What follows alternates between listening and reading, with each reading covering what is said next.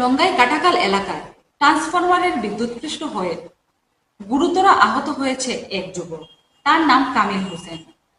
বেহাল সড়কের জন্য যুবকটি সাইকেল নিয়ে পাল্টি খেয়ে ট্রান্সফরমারের নিচে পড়ে যায়। পরে তাকে উদ্ধার করে সিভিল হাসপাতাল এবং পরে শিলচর মেডিকেলে প্রেরণ করা হয়। ঘটনার পর ক্ষুব্ধ জনগণ সড়ক অবরোধ করেন। খবর পেয়ে ডিএসপি মুকুট কাকতি এবং বিধায়ক জাকারিয়া আহমেদ ছুটে যান। পরে পরিস্থিতি নিয়ন্ত্রণে আসে।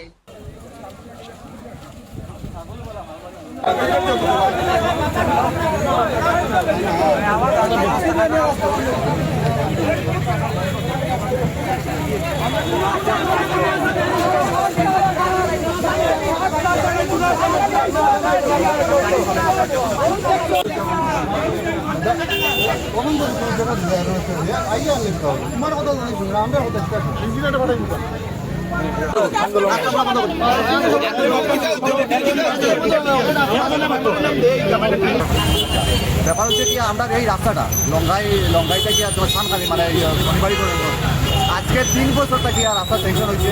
রাস্তার আমার কুদ্দুসা করে একজনের কাজ পাইছিল, কিন্তু 3 বছর থেকে আমরা এখানে রাস্তাটা যাওয়াতে ব্যবস্থা নাই। আপনারা যাইতে সময় দেখবা বড় বড় গর্ত, যে কোনো সময় দুর্ঘটনা হওয়ার ছোটোখাটো দুর্ঘটনা প্রায়টা মধ্যে থাকে। আজকে সকালে এখানে যে পিডিসিএল এটা ট্রান্সফার পড়েছে রাস্তার কিনারও, রাস্তার মধ্যে গর্ত থাকার কারণে একটা বাচ্চা ছেলে সাইকেল দিয়ে ট্রান্সফার উপরে পড়ে গেছে। ট্রান্সফারটা এমনভাবে বাজেভাবে বয়েছে, মানে সাইকেল দিয়ে ডাইরেক্ট ট্রান্সফার তার মধ্যে পড়ে পড়িয়ে ছেলেটা সিভিল হসপিটালে গেছে। যাওয়ার পরে সিভিল রেফার দিয়ে শিলচর, ছেলেটা পাসপোর্ট মোবাইলটা জানতে পারো। এরপর থেকে আমরা আজকে গ্রামবাসী মিলিয়া সবাই মিলিয়ে রাস্তাটা অবরোধ করছি, যাতে আমরা এই জিনিসটা সলিউশন এটা পাই।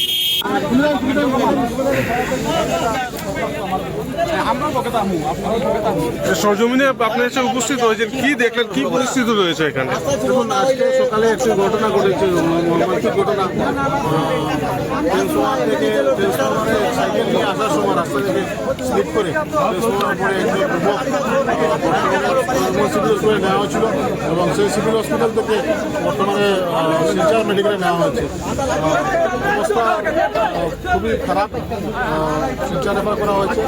আমরা খবর নেব শিলচর মেডিকেলে ওনার স্বাস্থ্য সেবা। সড়ক মূলত সড়কের জন্য এরকম ঘটেছে বলে অভিযোগ পাবলিকের জানান।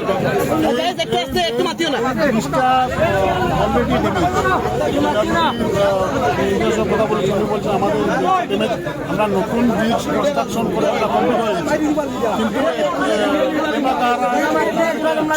অবজেকশন দিয়েছে যে ওনাদের পাট্টার জায়গা অ্যাপ্রুচ যেটা রাস্তা অ্যাপ্রুচটা আছে, অ্যাপ্রুচটা পাট্টা নেই, সেই জন্য এটা ডিসপিউট চলছে। আমি সার্কুল অফিসের সঙ্গে কথা বলে ইমিডিয়েট এটা ডিমার্কেশন করে আমাদের নতুন ব্রিজটা চালু করা চেষ্টা করে।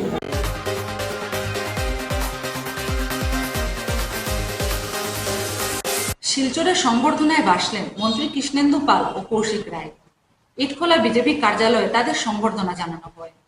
দ্বিতীয়বার মন্ত্রী হওয়ার পর দুইজনেরই প্রথম শিলচর সফর। বরাক উপত্যকা উন্নয়নে কাজ করে যাওয়ার অঙ্গীকার করেন মন্ত্রী কৃষ্ণেন্দু পাল ও কৌশিক রায়।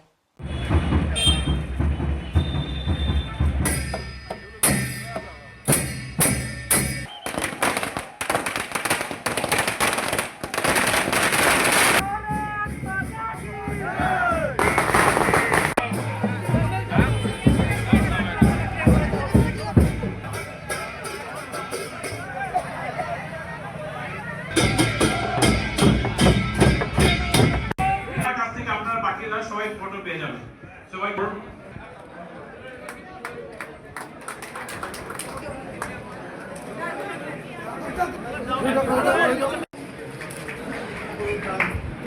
শ্রী রূপক সাহা মহাশয়কে বরণ করে নিচ্ছেন শ্রী সমিত কুমার দেব।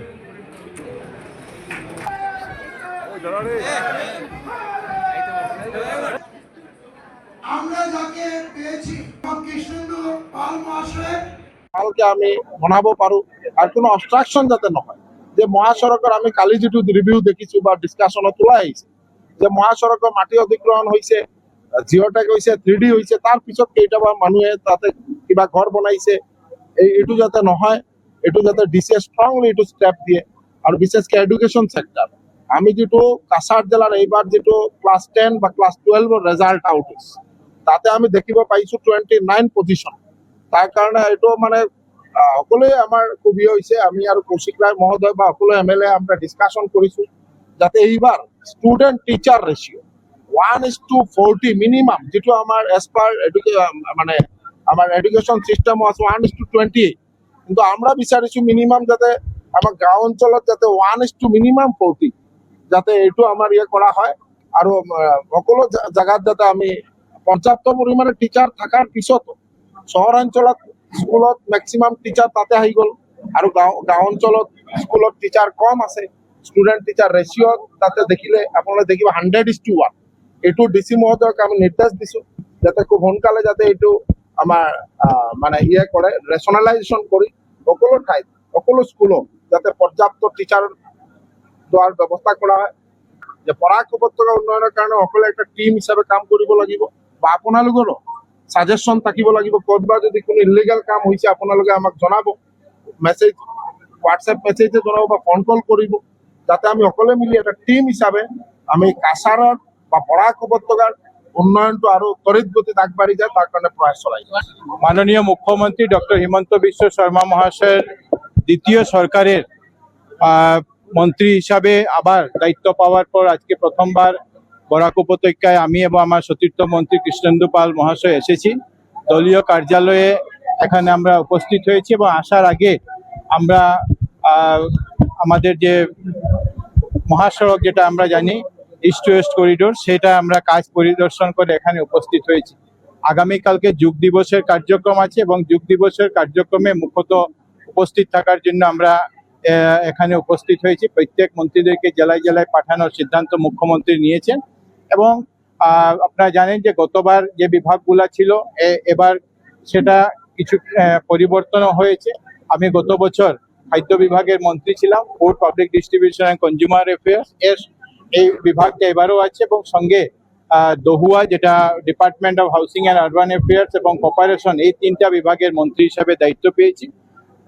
পুরো আসামের নগরের উন্নয়ন করা, গুয়াহাটি মহানগরের উন্নয়ন করা, এই আগামী দিনে চেষ্টা করে যাচ্ছি যাতে করতে পারি।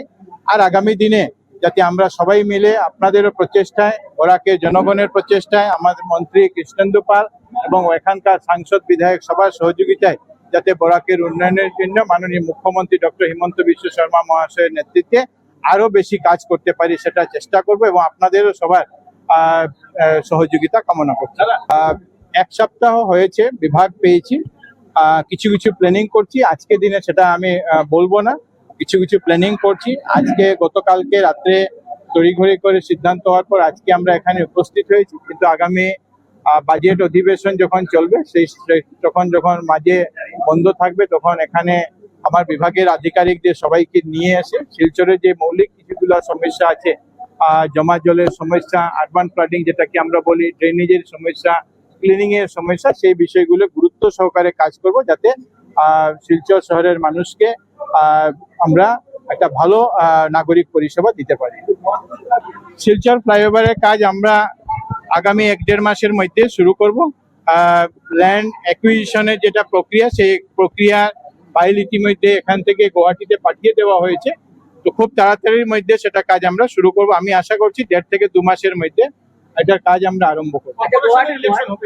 দুর্গাপূজার আগে নির্বাচন হবে এবং সেটার জন্য মুখ্যমন্ত্রী মহাশয় সিদ্ধান্ত নিয়েছেন যে দুর্গাপূজার আগে আমরা যাতে করতে পারি, সেজন্য ভোটার তালিকার সংশোধন, কারণ আগে যে ভোটার তালিকা ছিল এটা যেটা তৈরি হয়েছিল সেটা আগের ভোটার তালিকা ছিল এবং এরপর এসআর হওয়ার পরে যে নতুন ভোটার তালিকা হয়েছে সেটাতে অনেক মানুষের নাম বাদ পড়েছে, নতুন নতুন নাম অন্তর্ভুক্ত হয়েছে। এই জন্য এসআর হওয়ার পরে যে ভোটার তালিকা সেটাকে মাদার ভোটার তালিকা ধরে যাতে আমরা ভোটার তালিকা নতুন তৈরি করা যায়, সেই প্রক্রিয়াটা ইতিমধ্যে আরম্ভ হয়েছে।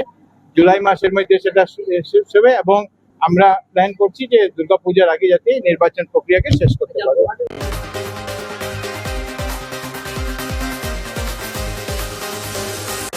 ফিরছে একটি বিজ্ঞাপন বিরতির পর, সঙ্গে থাকুন।